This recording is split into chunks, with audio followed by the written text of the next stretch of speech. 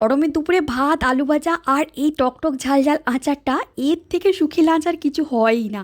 এই আচারের সব থেকে ভালো ব্যাপার হলো একবার বানিয়ে রাখলে সারা বছর ভাত খিচুড়ি পরোটা সব কিছুর সাথে জমে যাবে একদম।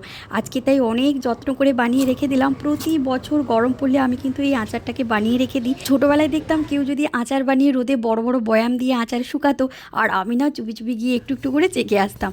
একদম ছোট ছোট করে সব টুকরো করে কেটে নিয়েছি, একটা শুকনো কাপড়ে ভালো করে জলটাকে মুছে নিয়েছি।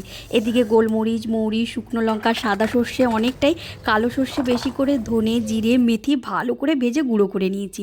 কিছুটা তেল ফুটিয়ে ঠান্ডা করেছি। একটা বাটিতে কাঁচা আম গাজরগুলোকে নিয়ে ওর মধ্যে হলুদ লবণ লাল লঙ্কা ওই মশলার পেস্টটাকে দিয়ে ঠান্ডা তেলটাকে দিয়ে কিন্তু ভালো করে মাখিয়ে নিলাম।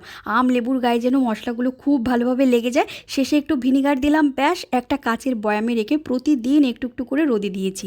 একদম দারুণভাবে রেডি হয়ে গেছে।